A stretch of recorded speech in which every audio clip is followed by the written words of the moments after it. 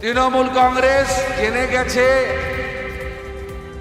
এই নির্বাচনে তারা কার্যত পরাজয়ের দিকে এগিয়ে যাচ্ছে।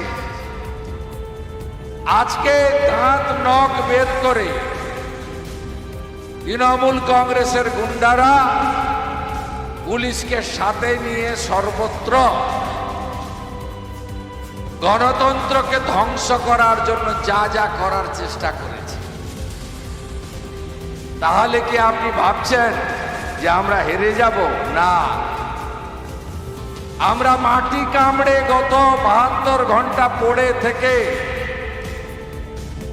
আজকে সব আসনে তৃণমূল কংগ্রেসকে হারিয়ে আমি আপনাদের এখানে এসেছি।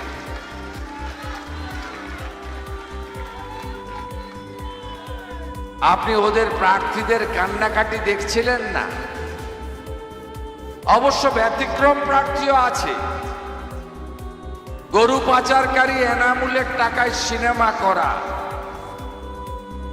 ঘড়ি, জুতা, জামা উপহার নেওয়া এনামুলের ডায়েরি থেকে পাওয়া গেছিল। তিনি আবার সবুজ আবির মেখে ঘুরছেন। এই তৃণমূল কংগ্রেসকে লাস্ট দফাতে দফা রফা করে দিতে হবে, কারণ দেশের সুরক্ষার স্বার্থে আর পশ্চিমবঙ্গে গণতন্ত্র প্রতিষ্ঠা করার স্বার্থে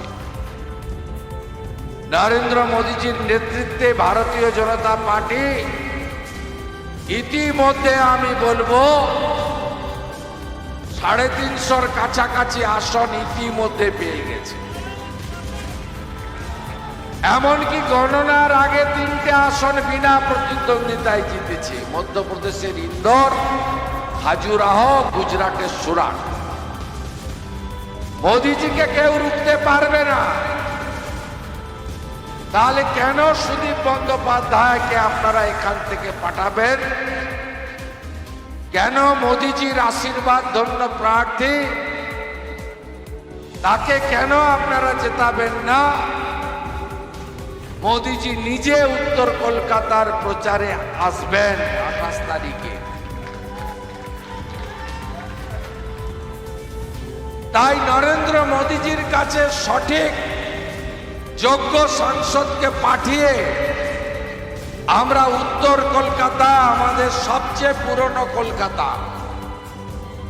এর ঐতিহ্য আছে, এর গৌরবোজ্জ্বল ইতিহাস আছে, স্বামী বিবেকানন্দের পবিত্র ভূমি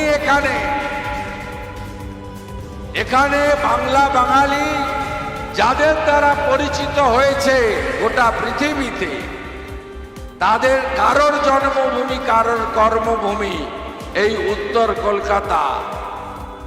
এই উত্তর কলকাতা থেকে রাষ্ট্রবাদী নেশন ফার্স্ট মন্ত্রে দীক্ষিত পার্টির প্রতিনিধিকে পাঠাবো আমরা দিল্লিতে।